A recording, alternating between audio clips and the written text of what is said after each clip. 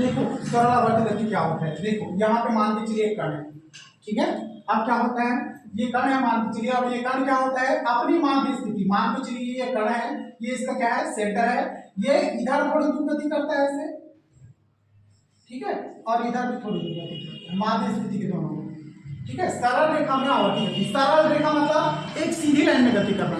ऐसा एग्जांपल कहाँ पे देखने को मिलता है, कभी कभी पाइप में रहता है, पानी भर हो गई तो उसमें बबलिंग आ जाता है, देखो आता है कि नहीं आता है बबलिंग, फिर उसको इधर करते हैं तो बबल सट के इधर आ जाता है, फिर उठा दो तो इधर आ जाता है, ठीक है। तो क्या होती है सीधी रेखा होती है, ऐसे देखो ना, ठीक है। तो जब कोई कण क्या होता है अपनी माध्य स्थिति, अगर सेंटर में है, पानी का बबल सेंटर में रहता है, उसको जिधर ना चाहो उधर आगे पीछे नाचता है, देखे हो कैसे, कभी कभी रियल लाइफ एग्जांपल में देखे हो, ठीक है। ये कण है माध्य स्थिति में है, आगे पीछे अपनी गति को बार बार दोहरा रहे हैं, इसको हम क्या बोलेंगे सरल आवर्त गति बोलेंगे।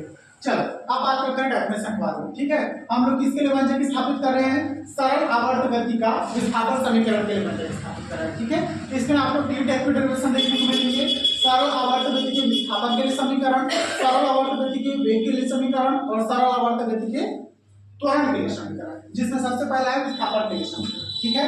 यहाँ पर देखो मान लो कोई कण एक समान कोणीय चाल ओमेगा से वृत्तीय गति करता है, ठीक है। एक समान कोणीय चाल को किस तरह दर्शाते हैं हम लोग ओमेगा से दर्शाते हैं, ठीक है। मान के चलते हैं यहाँ पर कोई कण है, ठीक है, ये एक समान कोणीय चाल से ऊपर की ओर से गति कर रहा है, सराउंडिंग पथ में वृत्तीय गति कर रहा है, ठीक है। कोणीय चाल से क्यों लिख रहे हैं पता है, जब भी कोई कण सर्कुलर मोशन करे, कैसा मोशन सर्कुलर मतलब वृत्तीय गति करे, ठीक है, तो क्या बनता है उसमें जो डिस्टेंस बनता है विस्थापन बनता है वो थीटा बनता है, मतलब कोण में गति करता है वो, ठीक है। इसलिए यहाँ पर हम लोग क्या बोल रहे हैं कोणीय चाल।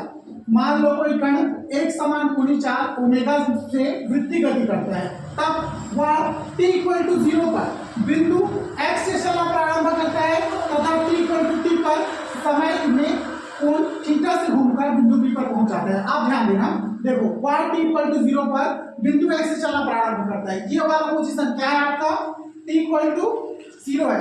यहाँ से ये कण जो p दिख रहा है ये यहाँ से यहाँ से चलना शुरू किया, ठीक है, यहाँ से कोई कण है वो चलना शुरू किया और कुछ समय पश्चात t=0 से चलना शुरू किया ना, ठीक है, कुछ समय पश्चात चल के किस बिंदु को पहुंच गया p पर पहुंच गया। अब यहाँ पर t क्या है t=t है, मतलब t=t, पहले t=0 था मतलब पहले समय कितना था शून्य था, ठीक है। कुछ समय पश्चात x से चलना प्रारंभ करता है तथा t=t समय में कोण थीटा से घूमकर बिंदु p पर पहुंच जाता है, ये लिखा ना, मतलब t=t टाइम पर ये किस पोजीशन पे है p पोजीशन पे है, ठीक है। तो यहाँ से चलना शुरू किया और यहाँ से कहाँ तक चले, यहाँ तक चला, ठीक है। तो कितना चला है, यहाँ पर कोई ना कोई कोण में चला होगा, चला कि नहीं चला, ठीक है। तो कितना कोण चला है मान के चलिए थीटा कोण चला, ठीक है। तो यहाँ पर वही बेटे ऐसे जो गति करता है उसको हम लोग किससे लेते हैं कोण में लेके चलते हैं, जो कि यहाँ पर कोणीय चाल ओमेगा लिखो ना, तो वे ओमेगा चाल से चला है, यहाँ पर देखो ये जो चाल दिख रहा है वो ओमेगा चाल है, ठीक है। तो ओमेगा चाल से कितना चला वो यहाँ से यहाँ तक चला थीटा कोण चला, ठीक है। तो वही लिखे हम लोग समय में थीटा कोण से घूमकर बिंदु p पर पहुंच जाता है, ठीक है। उस कंडीशन में बिंदु p से व्यास y डैश पर pl हम डालते हैं, ठीक है। बिंदु p है, ठीक है। अब व्यास कौन सा बोल रहा है आपको, कौन से व्यास है y डैश, ठीक है। ये देखो y डैश मतलब एक सीधी लाइन है, ठीक है। बिंदु p से हमने क्या डाला लंब डाला, ये दिख रहा है, ठीक है। बिंदु p से इसमें लंब डाले ना, ठीक है। आप ध्यान देना y डैश pl लंब डालते हैं तब angle POX theta angle OPN तथा ओमेगा θ/t। हम यहाँ पर देखना POX कितना है थीटा और एंगल OPN थीटा है, दोनों तो डिटेल में कैसे होता है। यहाँ पर देखो मैंने बताया था जेड रूल बताया था, जेड रूल में क्या होता है, यहाँ पे अगर कोई एंगल बनता है तो ट्रांसफर कहाँ हो जाता है, यहाँ पे वही एंगल बनता है, ये बताया था ना। आप यहाँ पर देखो कहीं भी जेड भर रहा है, ठीक है, यहाँ पे थीटा एंगल बना था, बना तो नहीं बनेगा, ठीक है। तो कहाँ पे बनेगा, यहाँ पे भी बनेगा, ठीक है। मतलब दोनों को वैल्यू क्या है थीटा। पहला एंगल कौन सा लिखे हो आप, एंगल POX, ठीक है। POX देखो कौन सा है, ये P है, ये क्या है O है, ये क्या है X है, मतलब ऐसे बना है, ठीक है। तो POX कितना है, एंगल POX कितना हो गया यहाँ पे थीटा। दूसरा एंगल देखो, दूसरा एंगल कितना है आपका OP भी देखो O फिर P फिर N, ठीक है। जो भी बेटा जहां पे भी थीटा बनता है, ठीक है, उसको हमेशा आप बीच में लिखोगे। तो यहाँ पर किसको बीच में लिखे हम लोग? O को। यहाँ पर किसको बीच में लिखोगे? P को। तो यहाँ पर कितना हो जाएगा आपका angle OPN is equal to कितना हो जाएगा? थीटा। यहाँ पर वही लिखे हो, ध्यान से पढ़ो। Angle POX is equal to कितना हो गया? थीटा। और angle OPN is equal to कितना हो गया? थीटा। तथा omega is equal to theta by t. Omega is equal to theta by t क्यों लिखते हैं? अब ध्यान देना। ओमेगा क्या है आपका? कोणी चाल। कितना होना? कोणी चाल, ठीक है। कोणी चाल बोले की चीज है। चाल इक्वल टू कितना होता है? चाल इक्वल टू क्या होता है? दूरी बटे समय होता है ना, ठीक है। ओमेगा इस तरह का कोणी वेग है या कोणी चाल है, अगर इसको मैं कोणी वेग मान दी, ठीक है, तो वेग इक्वल टू कितना होता है? विस्थापन बटे समय, ठीक है। मुझे यहाँ पे बताओ, यहाँ पे विस्थापन कितना होगा? कितना चला कण? यहाँ पे कण कितना चला है? यहाँ से लेके यहाँ तक चला, कितना दूरी चला? कितना चला? थीटा चला है कण, चला है ना थीटा, ठीक है। तो वेग इक्वल कितना होगा? विस्थापन कितना हुआ है? थीटा। अब विस्थापन बटे समय लिखते हो ना, तो समय को किससे दर्शाते हो? टी। तो कोणीय वेग ओमेगा इक्वल कितना हो गया? Theta by T. तो ओमेगा इक्वल यहाँ पे क्या लिखूं मैं? थीटा बाय टी लिखा हूं। यहाँ पे देखो दिख रहा है, ठीक है। यहाँ पे लिख दो, क्या बगल में लिखो विस्थापन बटे समय। तो आपको समझ में आ रहा है कि सब ऊपर से आ रहा है। ओमेगा इक्वल टू क्या है? ओमेगा क्या है आपका? कोणीय वेग है। कोणीय वेग इक्वल कितना होता है बेटा? विस्थापन बटे समय। थीटा क्या है आपका? कण का विस्थापन है। और टी क्या है? कण द्वारा लिया गया समय, ठीक है। तब थीटा इक्वल टू कितना हो जाएगा? Theta equal to omega t हो जाएगा। हो जाएगा कि नहीं हो जाएगा? तो थीटा इक्वल टू कितना होगा बेटा? यहाँ पे ओमेगा टी।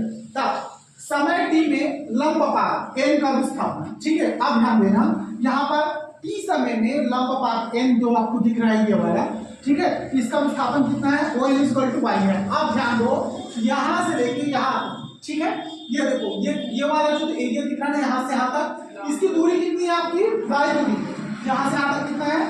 y है, ठीक है। तब देखना है यहाँ पर समकोण त्रिभुज OPN में sin OPN इक्वल टू कितना होता है बेटा? ON upon P। एक चीज और देखते हैं यहाँ पे, दूसरी चीज, यहाँ से यहाँ तक की दूरी कितनी थी? y। और यहाँ से यहाँ तक की दूरी कितनी है? a है, जो आपको पहले से डायग्राम में दिख रहा है। इतना दूरी कितने दर्शाए थे? y से। और इतना दूरी किससे दर्शाया? a से दर्शाया, ठीक है। तब ध्यान देना, समकोण त्रिभुज OPN में, तो OPN में कितना हो जाएगा? sin OPN equal to ON upon P। कैसे आता है? ध्यान देना, sin थीटा इक्वल टू क्या जानते हो आप लोग? sin ये वाला याद रखना, लाल बटे कब का लंब बटे कितना होता है? लंब बटे कण होता है ना, ठीक है। चल मुझे बताओ यहाँ पे लंब कितना है, कण कितना है? लंब क्या है? sin थीटा इक्वल टू कितना होता है? लंब बटे कण। यहाँ पे बताओ ये वाला हिस्से में आपको लंब कौन सा है और कण कौन सा है? ON लंब है। कौन सा लंब है? ON लंब है, ठीक है। और कण कौन सा है? OP या POP जो OP, ठीक है। तो यही होता है। तो यहाँ पर देखो, आप इसको ही लंब क्यों बोले? मैंने पहले ही बताया था, जिसके साथ थीटा बनता है उसको आधार बोलते हैं, बेस बोलते हैं। याद आ रहा है? ये वाला हिस्सा बेस है, मैंने आपको पहले ही बताया था। जिसके साथ एंगल बनता है उसको क्या बोलते हैं हम लोग? आधार बोलते हैं। यहाँ पे तो आधार है नहीं, लंब बटे कण कितना है? तो लंब कौन सा हो गया आपका? ON, ठीक है। और कण कौन सा हो गया? OP, ठीक है। यहाँ पे लिखे हैं क्या? देखो दिख रहा है, ठीक है। यहाँ पर है बेटा, अब देखो मैंने यहाँ पे लिखा है sin OPN, ठीक है। मतलब क्या है ये? sin theta. यहाँ पे लिखो ना आप लोग, लिखो नहीं? तो यही है बेटा, sin OPN इक्वल टू मतलब sin थीटा इक्वल टू कितना हो गया? ON upon OP। यहाँ पे sin थीटा इक्वल टू कितना हो गया? लंब बटे कण, ठीक है। यहाँ पे लिखो क्या? लंब बटे कण लिखना पड़ेगा कि समझ जाओ? लिखना चाहो तो छोटा छोटा लिख सकते हो, कभी कभी कंफ्यूजन होता है, ये चीजें एकदम आसानी से समझ में नहीं आती, ठीक है। यहाँ पे लिख देता हूँ मैं, चूंकि क्या होता है? sin थीटा इक्वल टू कितना होता है बेटा? लंब बटे कण। ऐसा लिख सकते हो, कोई इशू नहीं है। बगल में ऐसा लिखो, लिख लो लंब। एक तरीके से समझ जाओगे कि लंब बटे कण लिखो, लाल बटे कत्ता वाला फार्मूला लगाते हैं, ठीक है। एकदम आसानी से समझ नहीं आता, इस वजह से मैं बोलूँ इसको डिटेल में समझो। आपको एग्जाम में ऐसे ही बनाना है, जब तक समझ में नहीं आएगा सही तरीके से बनाओगे कैसे? लंब बटे कण, अच्छे से माइंड ऊपर रखो, तब जाके मस्त समझ में आएगा। आसान है लेकिन आपको समझना पड़ेगा। हो गया? टेस्ट में दोगे सर इसको? अरे ऐसा कोई इशू नहीं है, हर चीज को ऐसा मत सोचो, चलो ठीक है, चलो ऐसा भी है, पढ़ने से मतलब रखो। चलो फिर हो गया साइन थीटा इक्वल टू इतना हो गया, तो ये किसकी वजह से आप लंब बटे काट की वजह से, जो आपके यहाँ पर दिख रहा है, ठीक है। लंब बटे काट कैसे निकालते हैं, हमेशा याद रखना, जिसके साथ थीटा बनता है बेटा उसके नीचे वाले हिस्से को क्या बोलते हैं हम लोग, आधार बोलते हैं, ठीक है। और बाकी हिस्सा क्या हो गया, लंब काट। ये वाला हिस्सा हमेशा कण कहलाता है और खड़ी वाली लाइन क्या कहलाता है, लंब कहलाता है, ठीक है। ये पता होगा ट्रिग्नोमेट्री पढ़ते हैं आप, क्या बोलते हैं, ओ एंड भी लंब वही है ना। हाँ ये वाला ओपी भी आधार हो जाएगा बेटा, लेकिन ये इधर वाले हिस्से के लिए हो जाएगा, ठीक है। ये वाला फिर आधार हो जाएगा, लेकिन लंब क्या होगा, यही रहेगा, होगा कि नहीं होगा। ये आधार मतलब खड़ी लाइन क्या होगी, लंब, और इसके लिए भी क्या हो जाएगा, खड़ी। देखो इस वाले को त्रिभुज के लिए, ठीक है, आधार क्या हो जाएगा, एनपी, ठीक है। लंब क्या हो जाएगा, ओएन, और खंड क्या हो जाएगा, ओपी, ठीक है। ये भी, इसको भी ए लिया गया बेटा डायग्राम में, ये भी ए है, ये भी ए है, और ये वाला भी क्या है, ए है, ठीक है। आप समझ में आ जाए, ठीक है। डायग्राम में मॉडिफाई करो थोड़ा सा, तो यहाँ पर देखो ये क्या हो गया, ओ एन अपॉन ओपी, ठीक है। अब ओ एन का वैल्यू यहाँ पर जो है वो रखो, ओ एन का वैल्यू यहाँ पर कितना था, वाई था, ठीक है। और ओपी का वैल्यू कितना था यहाँ पर, ओपी का वैल्यू कितना है आपका, ए है, तो यहाँ पर कितना रख दिए, ए रख दिए। अब मैं वाई इक्वल टू निकालना चाहूँ तो एक इधर ट्रांसफर करूंगा, तो वाई इक्वल टू कितना हो जाएगा, ए साइन थीटा, ठीक है। और वाई इक्वल टू कितना हो गया, ए साइन थीटा का वैल्यू कितना है ओमेगा टी, तो थीटा का वैल्यू रख दो, तो ये क्या निकल गया आपका, y निकल गया, y equal to a sin omega t. y क्या है, वस्तु का विस्थापन है, y क्या है, वस्तु का विस्थापन। जहां से यहां तक चली ना वस्तु, यहाँ पर ये लिखे हैं हम लोग, यह सरल आवर्त गति का विस्थापन समीकरण है, ठीक है। तो अगर मान के चलिए ये एक ही पार्ट में आता है, जैसे कि फॉर एग्जांपल 3 नंबर में आता है, तो कैसे आएगा, सरल आवर्त गति क्या है, सरल आवर्त गति का विस्थापन समीकरण ज्ञात कीजिए, तो ये 3 नंबर में आएगा, ठीक है। लेकिन अगर इसको 5 नंबर पूछेगा तो पूरा पूछेगा सरल आवर्त गति क्या है, सरल आवर्त गति का विस्थापन समीकरण, वेग समीकरण और त्वरण समीकरण भी स्थापित कीजिए, तब जाके 5 नंबर में आएगा।